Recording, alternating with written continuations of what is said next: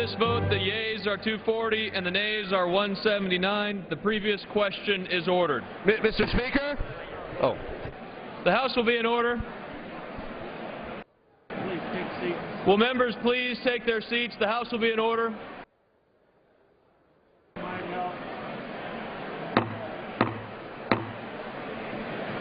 The House will be in order. Will members please take their seats?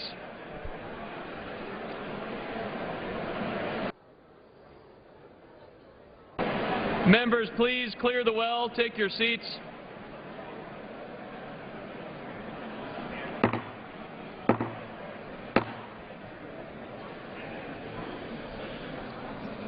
Members, please take your conversations off the floor and clear the well.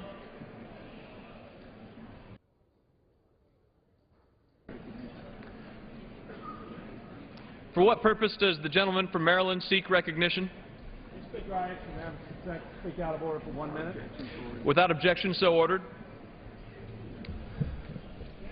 Mr. Speaker, ladies and gentlemen of the House, all of us through our lives meet people, particularly when we were young, and I'm sure this happened to people who were with leaders of our country. Thomas Jefferson, a young man. I'm sure there were people who met Thomas Jefferson when he was 25 and they said to themselves, boy, this guy's really got his head in the clouds. And then he became one of the great people of democracies in our world. When I was 23 years of age, in 1962, I was working for a United States Senator. His name was Daniel Brewster, from our state of Maryland. And that summer, he hired as an intern a young woman, younger than me, but about my age, close. And we had the opportunity to get to know one another. And we sat approximately 12 feet from one another as a young college graduate and a young law school student. That was 1962. Through the years, I stayed in Maryland. That young woman got married and moved to California. And just a few years later, I came to the Congress of the United States, and 6 years later, she came to the Congress of the United States. After having been the chairman of her party in the largest state in the Union, having been very much involved with the United States Senate, having been a leader in our country, not as a member of Congress, but in her role as a significant party leader and a member of the Democratic National Committee. When Sally Burton died, herself a member of a distinguished political family, this young woman ran for Congress of the United States. Her father had served in the Congress of the United States, been a member of the Appropriations Committee, been mayor of Baltimore City, and been the father of a mayor of Baltimore City. How proud he would be of this young daughter he raised at his knee, not, frankly, as somewhat caricatured as a San Francisco, but as a Baltimore City pal. I say that with great affection. Who knew how to put neighborhoods together, who knew how to take care of citizens in that city. That's where she learned her politics. And as Thomas Jefferson had people who attacked him bitterly, she has had the same. We all have that in this game that we participate in, that we care deeply about. That young woman that I first worked with in 1962 became the highest ranking woman in the history of our country in our government.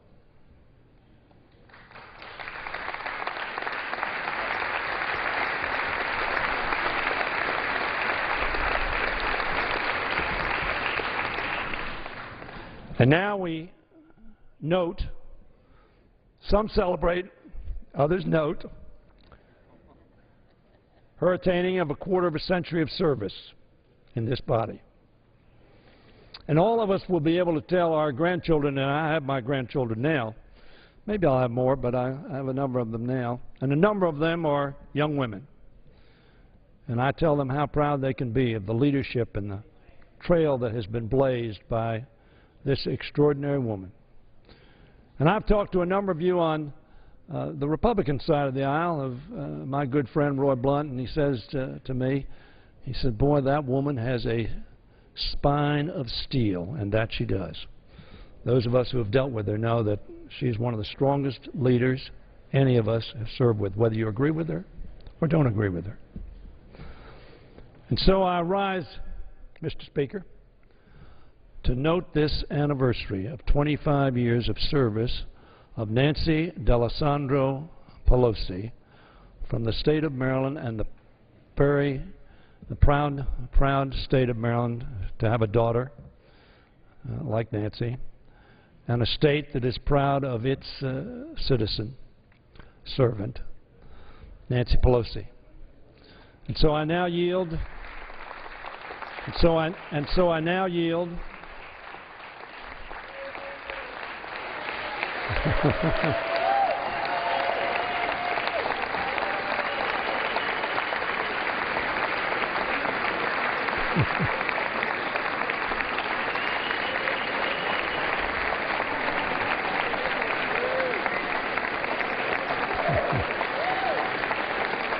And so, ladies and gentlemen, I now have the great honor of yielding to my friend. He's of a different party, but we're both Americans. We both love this institution, and he is now himself not quite as historic figure, because there have been many men who have been Speaker of the House of Representatives, but my friend John Boehner, Speaker of the House.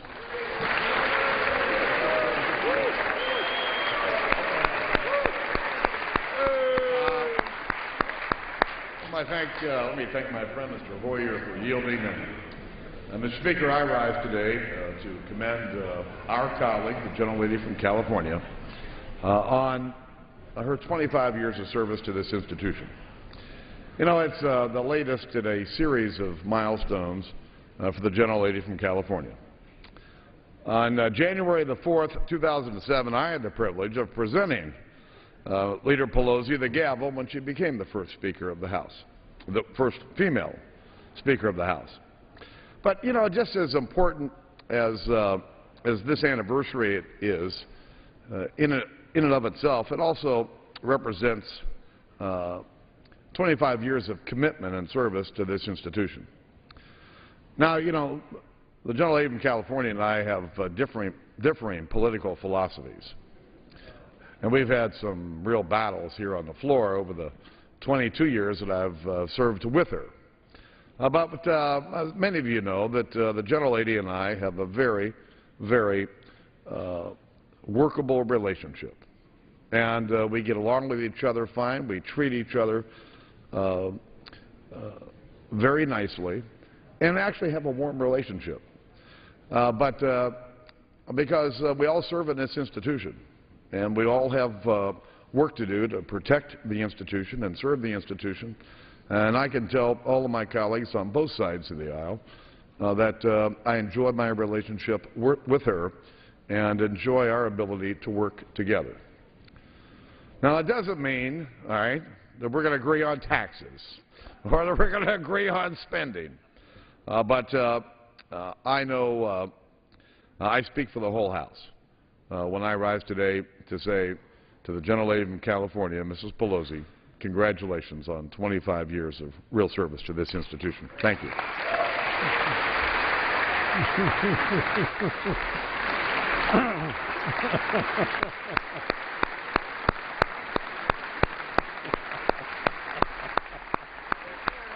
We're in big trouble. Do I get a chance to respond to this? Mr. Speaker, I will now yield back, but before I do, the gentlelady from California would like me to yield. And I do so. Gentlelady is recognized. Thank you, Mr. Speaker. I thank the gentleman for yielding. In the political life that we have here in our service to the American people, I take great pride in always saying, when somebody says to me, were you surprised when somebody did this, that, or this bill did that or that, I say, I'm hardly ever surprised in politics, because I know what the possibilities are. I am thoroughly surprised today. I had absolutely no idea that the mischief that Mr. Hoyer was up to, going back decades, I might add. But I thank him for his kind words and all of you for your nice reception, and I thank the Speaker for his gracious comments as well. While he was speaking, I was remembering, oh my goodness, we're taking up time on the floor, and it's personal and that, but then I was recalling that it wasn't that long ago when we, maybe 5, 6 years ago, we came to the floor to acknowledge that then Speaker Hastert was the longest-serving Republican Speaker of the House, and we made much ado about that landmark. So I comfortably accept your kind words. Since we could observe that, I think, and I said, long may his record stand at that time. That passes for humor in certain circles. As the gentlemen were speaking, I was recalling when I was first Speaker and sitting in the chair to welcome the President of the United States to the chamber for the first time. And it was President George W. Bush. And President Bush surprised me that day, too, when he opened his remarks by saying to the gathered crowd that many speakers and had the privilege of many presidents had come to the Congress to speak to a joint session, but none of them had ever opened their remarks with these two words, Madam Speaker. And he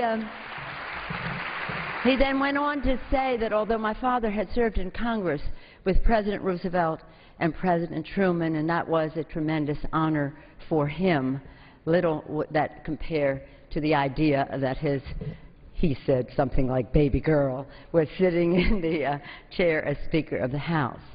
That was an honor for me. His father honored me for my 25th anniversary, President George Herbert Walker Bush, on President's Day by inviting me to speak to his library, the Bush Library at Texas A&M. We recalled a time of civility in the Congress when he was President, and we had our disagreements, as the Speaker acknowledged we still do, but we did so with great civility, and that was what we talked about that day. I considered that a great honor, and I consider this a great honor, to serve with each and every one of you, patriots all, representatives, independent representatives of your district. And that word has two meanings. It's your title.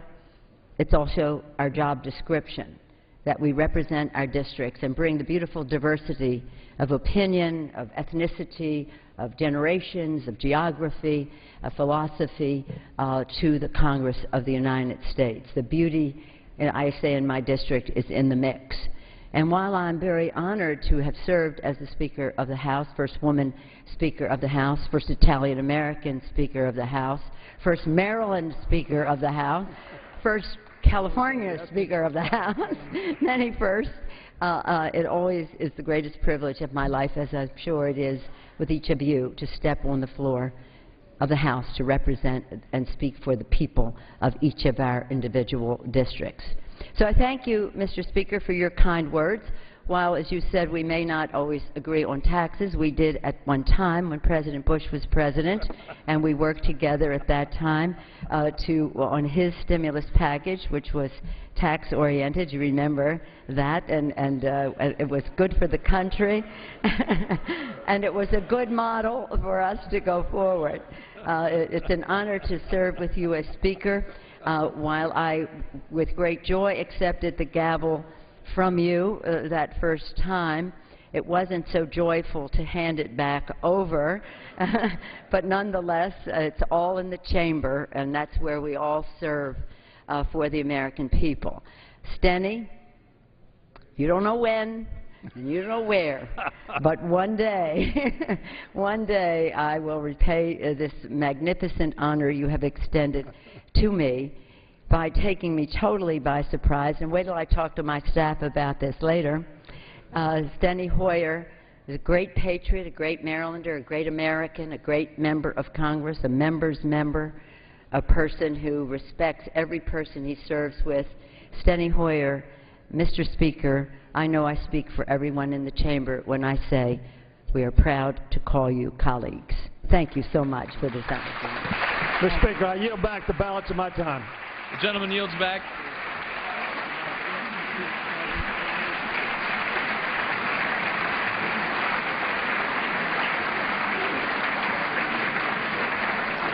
Without objection, 5-minute voting will continue. The question is on adoption of the resolution. All those in favor say aye. All those opposed say no. In the opinion of the chair, the ayes have it. Mr. Speaker? Mr. Speaker? The gentleman from Colorado. On that, I request a recorded vote. A recorded vote is requested. Those favoring a recorded vote will rise. A sufficient number having arisen, a recorded vote is ordered. Members will record their votes by electronic device. This will be a 5-minute vote. The House pays an unexpected tribute to former Speaker Representative Nancy Pelosi, the Democratic leader first elected to Congress in a special election in California on June 2nd, 1987. And they've resumed voting. This is the rule vote for a bill which would repeal a tax, an excise tax on certain medical devices, a 2.3% excise tax.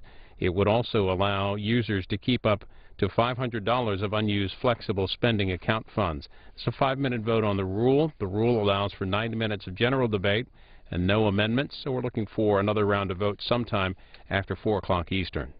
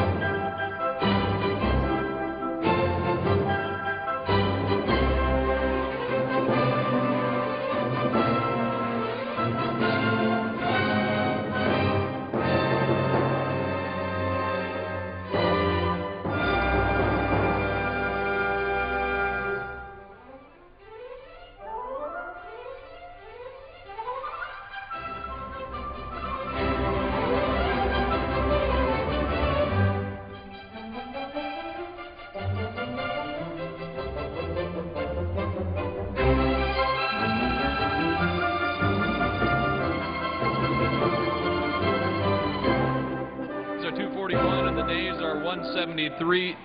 The resolution is adopted without objection. A motion to reconsider is laid on the table.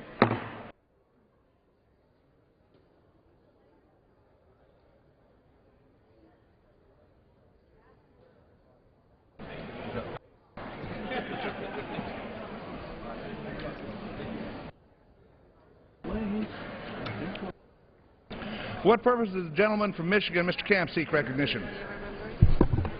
Mr. Speaker, pursuant to House Resolution 679, I call up the bill H.R. 436, the Health Care Cost Reduction Act of 2012, and ask for its immediate consideration. Clerk will report the title of the bill. Union Calendar number 362, H.R. 436, a bill to amend the Internal Revenue Code of 1986 to repeal the excise tax on medical devices. Pursuant to House Resolution 679, in lieu of the amendment in the nature of a substitute recommended by the Committee on Ways and Means printed in the bill, the amendment in the nature of a substitute consisting of the text of Rules Committee Print 112-23 is adopted, and the bill as amended is considered read. The gentleman from Michigan, Mr. Camp, and the gentleman from Michigan, Mr. Levin, each will control 45 minutes. The Chair recognizes the gentleman from Michigan. Mr. Speaker, I ask unanimous consent that all members have 5 legislative days in which to revise and extend their remarks. Without objection. And to include extraneous material on H.R. 436. Without objection. House will be in order. House will be in order.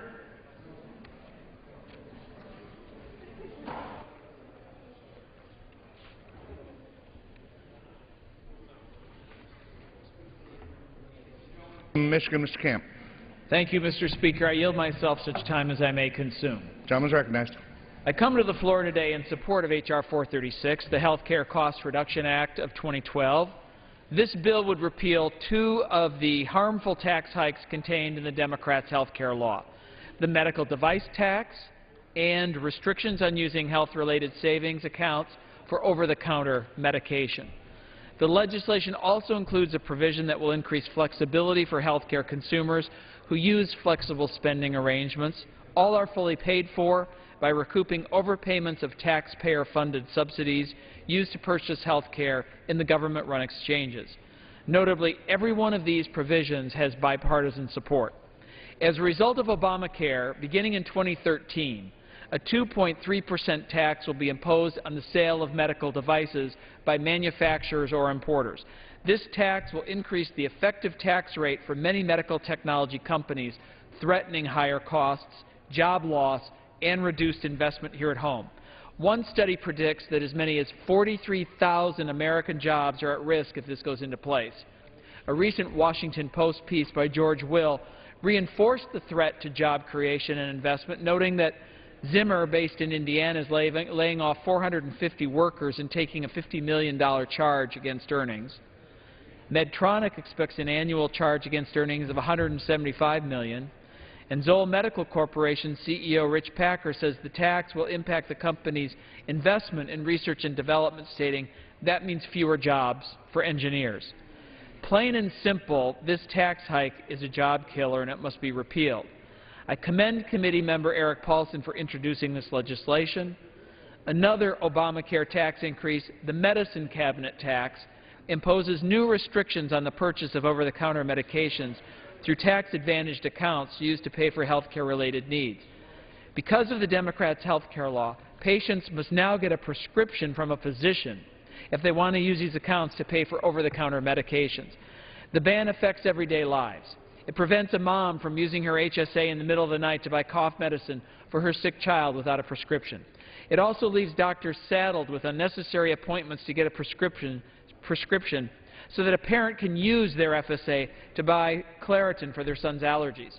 One study estimates that even eliminating half of these unnecessary appointments could save patients time and the healthcare system more than 20 million visits each year, reaping a savings of more than $5 billion. These new restrictions must be repealed, and I'm happy that the provision introduced by committee member Lynn Jenkins is being considered today. The last provision is a new approach that allows consumers the freedom and flexibility to keep more of their money. Under current law, employees' FSA balances must be spent by the end of the year, or they will forfeit any unused balance back to their employers under the use it or lose it rule. Such a rule encourages wasteful and needless spending at the end of the year. This legislation would allow participants to cash out up to $500 in FSA balances, and those funds would be treated as regular taxable wages. Allowing Americans to keep more of their hard-earned dollars in these difficult times is a common-sense goal that should be widely supported.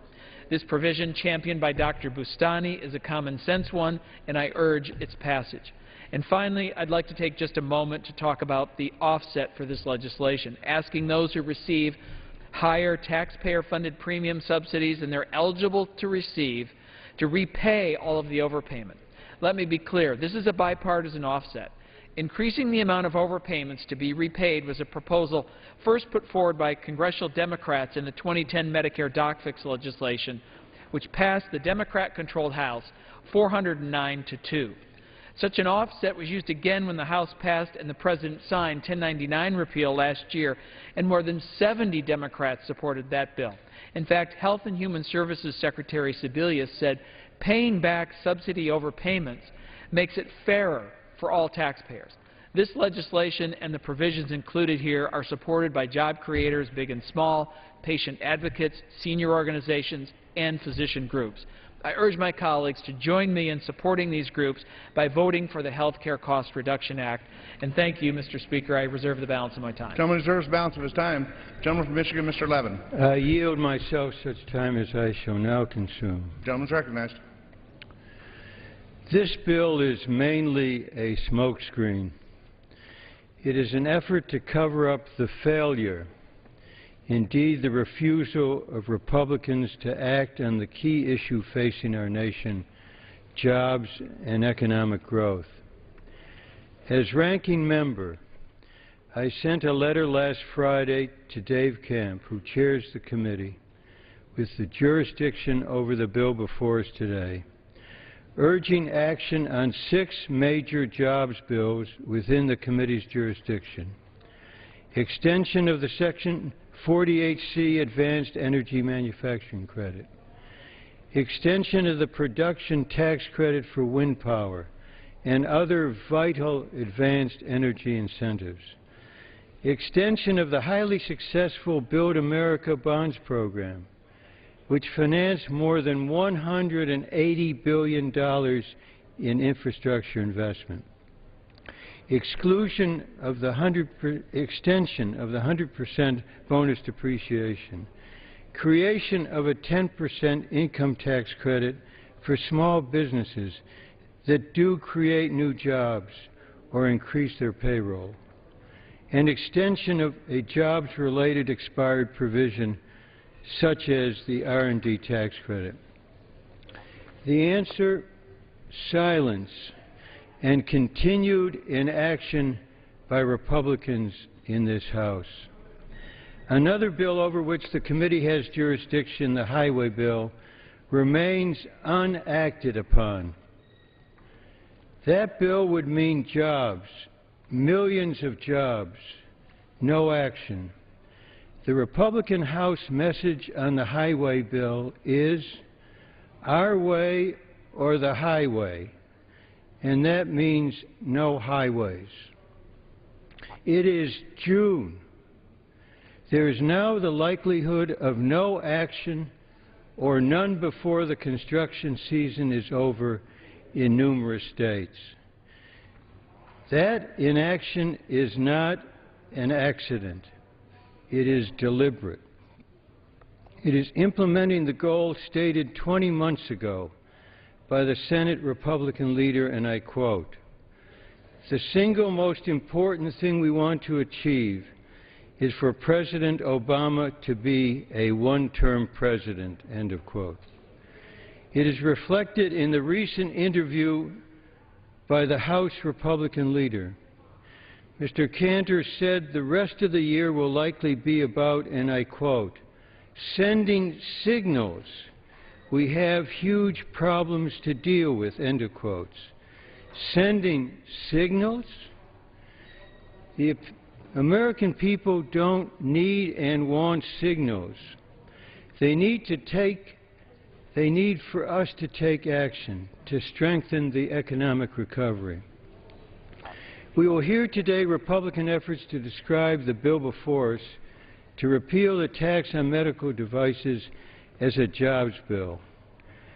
What it really is another Republican effort to repeal health care reform, step by step, costing in this case $29 billion. We Democrats want more Americans to have access to medical devices. Health care reform helps do this by expanding insurance coverage to over 30 million individuals, which indeed will help the growth of and the innovation in the medical device industry. And as was true for other health groups benefiting from increases in health coverage, the medical device industry was asked to help to pay for health care reform so it would be fully paid for, not add to the deficit as so many Republican measures, but it would be fully paid for.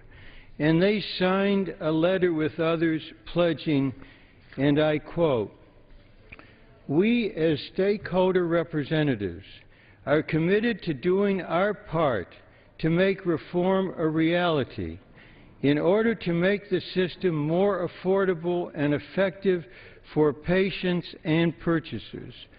We stand ready to work with you to accomplish this goal," end of quotes. The first signature on that letter is from and by the President and CEO of the Advanced Medical Technology Association. Now the Republicans are attempting to give that industry a free pass,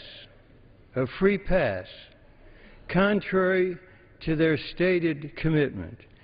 And the industry has not proposed any alternative whatsoever to meet that obligation reflected in the letter they signed. There's an effort here to cast repeal of the tax as a small business bill. The 10 largest companies in this supermarket would pay 86% of the taxes relating to non-diagnostic devices.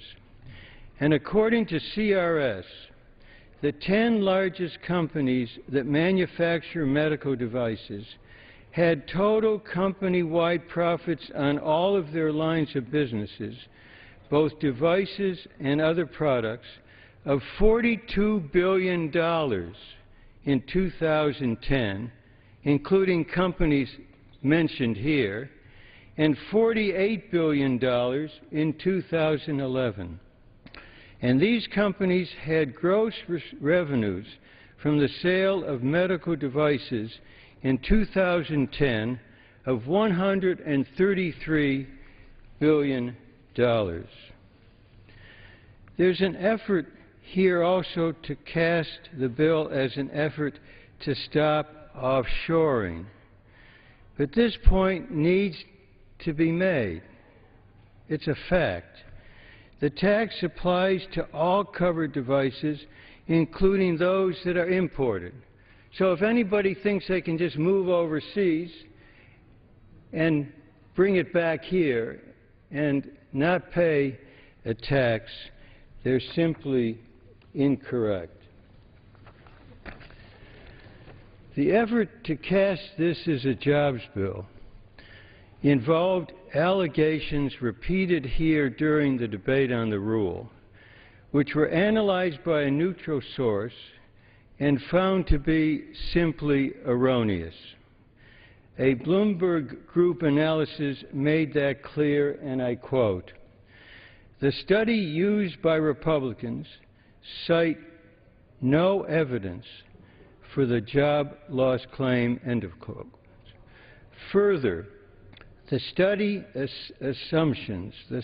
assumptions, and I quote, "conflict with economic research, overstate companies' incentives to move jobs offshore, and ignore the positive effect of new demand," end of quotes, created by the health care reform law. Before rules yesterday, I asked that my substitute be placed in order to allow debate on two real jobs initiatives mentioned in my letter to you, Chairman Camp. A tax credit for employers that expand their payrolls and an extension of bonus depreciation. Those two provisions would help create hundreds of thousands of jobs, not speculation, but real, including in small business. This has not been allowed. So we have open rules, as we have seen the last few days on some bills, that often mainly result in numerous amendments, shifting some monies from one place to another in an agency, not often helping to create a single job, but a closed rule when it comes to bringing up provisions helping to create American jobs and economic growth. This is further evidence of what is really going on here in this establishment. A deliberate effort, now increasingly undisguised, to close the door on action to engender job creation and economic growth before the election. November 6th is what is driving the Republican Congress. Politics, not people. That is not only cynical, it is indeed pernicious. We owe it to the American people to blow the whistle on this. Too much, indeed, is at stake. I reserve the balance of my time. Gentleman from Michigan. Thank you, Mr. Speaker. At this time, I yield 2.5 minutes to a distinguished member of the Ways and Means Committee, Mr. Paulson from Minnesota. Gentleman from Minnesota is recognized for 2.5 minutes. Thank you, Mr. Speaker. I thank the chairman for yielding, and I thank him for his leadership on the committee as well. Mr. Speaker and members, the medical technology industry is one of America's greatest success stories. This is an industry that has led the global device industry for decades, with life-improving, life-saving technologies that help patients and literally save lives. This device industry employs 423,000 Americans across the country. Some of our states, like Minnesota, have a high propensity because we have a huge ecosystem of medical technology, 35,000 jobs alone in my state. But all that will change, Mr. Speaker, unless we act to stop a new medical device tax, a $29 billion tax that is going to be imposed in just a little over 6 months that was part of the President's new health care law. Now, this is an excise tax that is not on revenue, or not on profits. It is a tax that is going to be on revenue. And what does that mean? Well, we all know the names of the big companies that are successful and do really well across the country and sell throughout the world. But I will tell you this. Almost every week, I get a chance to tour a company that has 5 employees, that has 10 employees. You have never heard of these companies, but they are working on life-saving and life-improving technologies. They are doctors, they are engineers, they are entrepreneurs, they are innovators. And this tax will change all of that because it's estimated that this tax will cost 10% of the workforce. I talked to a company earlier this day, a CEO of a company earlier today, of a 13-year-old medical device company. Employs 1,500 workers here in the United States, and he's consistently added 300 jobs a year for the last few years. He said point blank, if this tax goes into effect, it will cost the company $14 million. That means 200 people less will be hired this next year. Mr. Speaker, what is worse to point out, companies are already preparing right now for the impact of this tax. Companies are already laying off employees. We've heard of companies in Michigan that are laying off 5% of their workforce in anticipation of the tax. So, Mr. Speaker, jobs are clearly at risk. And this will especially hit startup companies hard, companies that are not yet profitable because this is a tax on revenue, not on profits. We have a chance and an opportunity to stop this tax dead in its tracks because it's an opportunity to protect jobs. We passed the bill in committee just a week ago under the chairman's leadership with bipartisan support. We have 240 co-authors of support for this legislation with bipartisan support. I anticipate we'll be successful moving forward. I ask and urge support for the legislation. I yield back. Gentleman from Michigan, Mr. Levin. I now yield 3 minutes to the distinguished gentleman from California, a senior member of our committee, Mr. Stark. Gentleman from California is recognized for 3 minutes. Thank you, gentlemen, for yielding and ask unanimous consent to revise and extend and rise in strong opposition to 436. One more piece of Republican legislation that protects special interests at the expense of working families. This is just another message in an attempt to undercut the Affordable Health Care Act. It repeals a small excise tax imposed on the medical device industry as their contribution to health reform in light of their expanded market. And I might remind you that repealing this tax cost $29 billion in deficit losses. How do they finance this legislation? Like they always do. Take it out of the hides of low and middle income working families. Give it to rich manufacturers. The bill eliminates protections in the health reform law that prevent families from potentially being hit with an unexpected tax because of unforeseen income changes. According to the Joint Committee, this change by the Republicans would cost over 350,000 people to become uninsured. It's important to note that the medical device industry stood with President Obama and others in the healthcare industry in May of 2009 and pledged to contribute their fair share toward making health reform a reality. Well, it's time, guys, to put your money where your mouth was. The medical device industry gains more than 30 million newly insured Americans through health reform, many of whom will use medical devices at some point in their lives. And our analysis shows that the vast majority of this tax would be paid by the 10 largest device companies, and they're all highly profitable. Protecting the very profitable medical device industry from paying a small contribution toward health reform should not be our priority in this Congress. We must create jobs, ensure patients maintain access to physicians and Medicare, and prevent student loan rates from doubling on July 1st. Those are the priorities facing our nation, and I urge all of my colleagues to join me in voting no on this Republican giveaway to special interests. I yield back. Gentleman from Michigan, Mr. Camp. Thank you. At this time, I yield 2.5 minutes to a distinguished member of the Ways and Means Committee, the gentlewoman from Kansas, Ms. Jenkins. Gentlelady from Kansas is recognized for 2 minutes. I thank the gentleman for yielding, and I thank him for his leadership on this very important issue. Mr. Speaker, last Thursday, H.R. 5842, the Restoring Access to Medication Act, which I authored and introduced, passed out of the full Ways and Means Committee markup with bipartisan support. It is now included in this bill that is being considered on the floor today.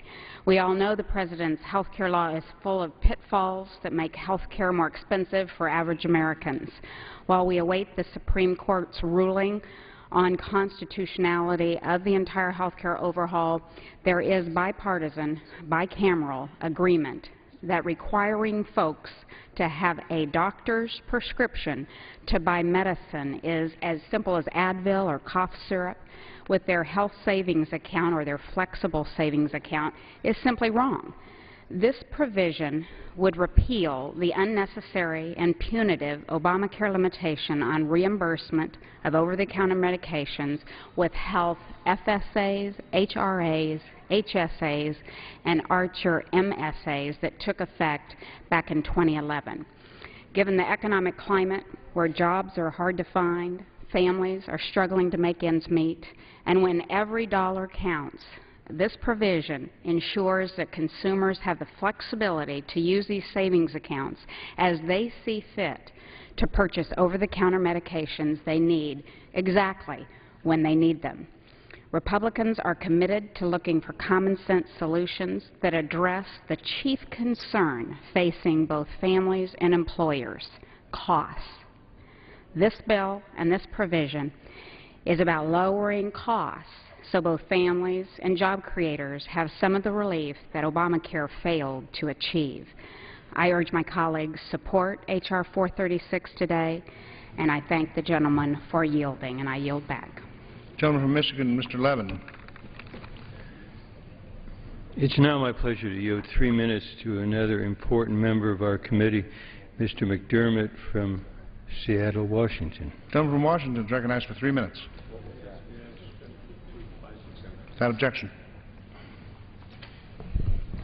Mr. Speaker, I never cease to be amazed. I think I've seen the silliest thing in the world, and then I come out here and they've done it again. Sometime in the next 23 days, the Supreme Court is going to make a ruling on whether the Accountable Care Act is constitutional. If they throw it out, as the Republican Party at prayer is hoping, this tax will have never existed. It'll be gone because it's never been implemented. It's not affecting anybody. This is a PR stunt for the election. The Republicans are helping the device industry back out of a deal they made during health care reform. In May 2009, the president of AdvaMed, which is the professional organization of the device manufacturers, signed a letter to President Obama stating, "We are ready to work with you to do health reform." The industry later agreed, let me underline that, agreed to the excise tax, knowing the cost would be offset by the new demand for devices created by the 30 million new people who would be insured. That was the deal they made. You can't make a deal with a Republican and think it's going to last. It surely won't. And all the other sectors of the healthcare industry made similar deals. Unlike the Bush-era Congress, the Democrats insisted their legislation be paid for. We paid for the whole thing. Well, guess what? AdvaMed now wants out of the deal. They never meant it.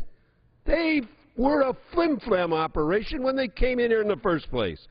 They also claim that, oh my God, we're going to lose 43,000 jobs. Do you know who did the study? AdvaMed contracted with somebody to do a study. And lo and behold, they lost 43,000 jobs. Bloomberg had an independent consultant look at it, and they find that there is no evidence that there'll be any jobs lost whatsoever. That was entered into the record during the earlier debate, and I won't do it again. The demand for devices will remain steady even after the tax kicks in, and the tax does not apply to devices made, does not only apply to devices made in America and shipped overseas, it applies to every one of them. There is no way you're going to get out of it.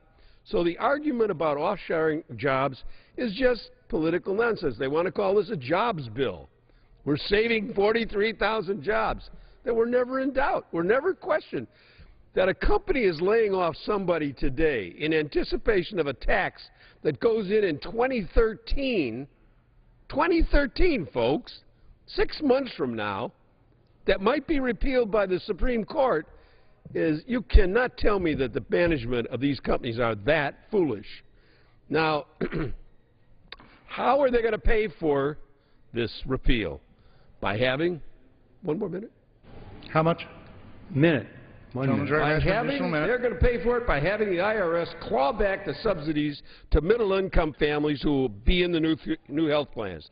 The Treasury will pay these subsidies directly to the health plan, so the individuals won't even know it happened.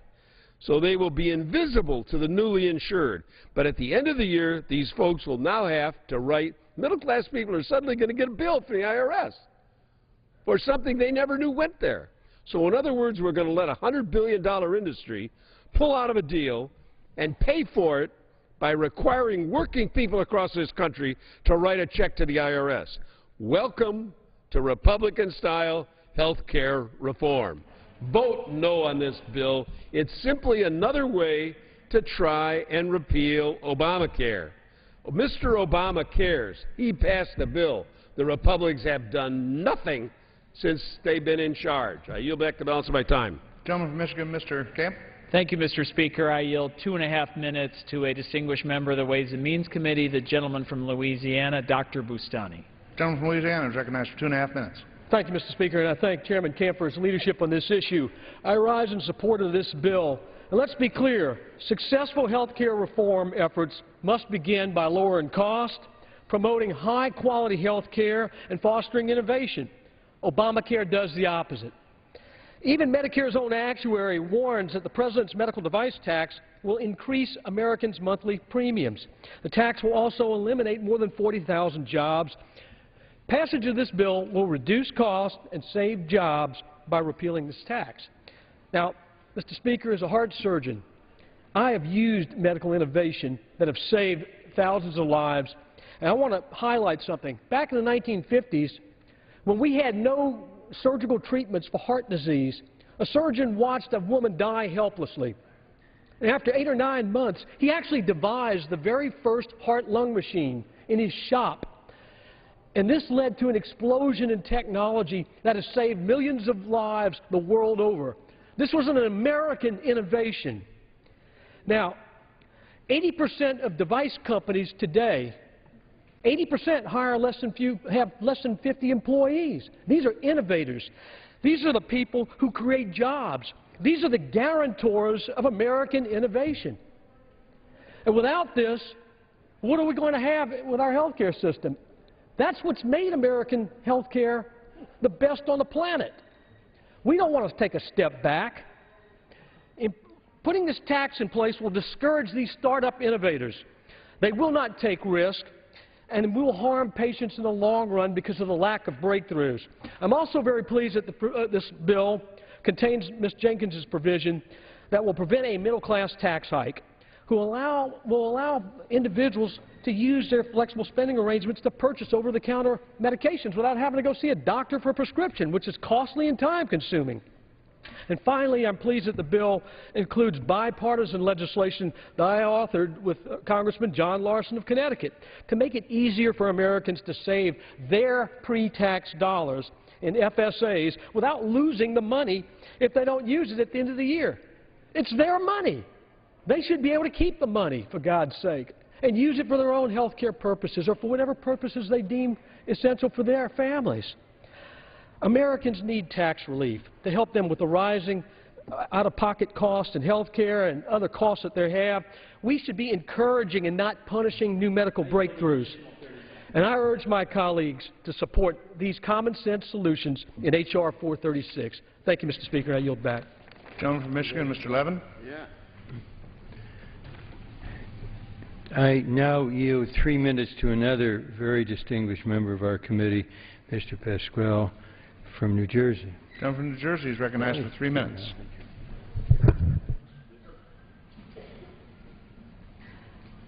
Thank you, Mr. Speaker, Ranking Member, Mr. Chairman. This bill repeals the 2.3% excise tax on medical devices used in the United States that was originally enacted as part of the Affordable Care Act. Now, let's talk straight to the American people. How many bills do we have to go through when you will admit, through the chair, through the speaker, that all you're doing is trying to bleed the legislation, which is now law in the United States, so that the resources are not there to carry out the mandate? No industry gets a free pass when it comes to health care reform. All sectors of the health care industry, from pharmaceutical companies to hospitals to drug manufacturers and the medical device industry, contributed to the cost of health reform and were at the table during these discussions. How different is that? They agreed to this. In fact, in a letter to President Obama in 2009, the medical device industry pledged to do their part in lowering health spending by $2 trillion. What made them change their mind? They committed to making health reform a reality. They put it in writing. It's all in. It's all in to lower health care costs. Now we've had some kind of a moral change of sorts. Many of these companies were present when it was discussed, and they understood the long-term benefits. Thanks to health care reform, the medical device industry stands to gain a lot of customers and increase a lot of revenue. According to the RAND Corporation, an estimated 33% of newly insured adults will be of the age from 50 to 64, an age group where many people will need medical devices. By bringing so many new people into the insurance market, the Affordable Care Act will provide patients the opportunity to access medical devices that save and improve their lives. This bill is not about patient care that you have before us. It is not about saving money in our health care system. It's just another attempt by the majority to dismantle health care reform, piece by piece. Repealing this provision from the Affordable Care Act once again undermines financing for the law and will unfortunately do more harm than good. Unlike what happened the previous 8 years, we want to pay for things so that we don't get ourselves deeper into debt. You don't get it through the Speaker. And to pay for this Gentleman's change... time has expired. An additional minute. Gentleman's recognized. And to pay for this change, the majority once again returns to the true-up provision. How many times are you going to go there?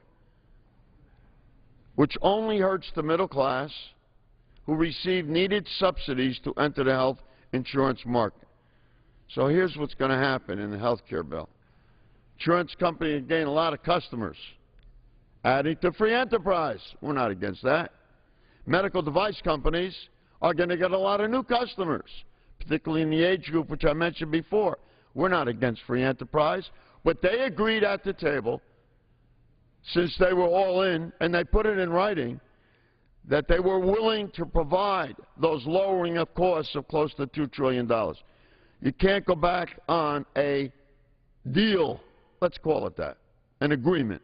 Let's make it better. I urge my colleague to protect the Affordable Care Act, vote no on this legislation. It will not bring us any closer to health care reform in this country. Thank you, Mr. Speaker. Gentleman from Michigan, Mr. Camp. Thank you, Mr. Speaker. At this time, I yield 2 minutes to the distinguished chairman of the Health Subcommittee, the gentleman from California, Mr. Herger. Gentleman from California is recognized for 2 minutes.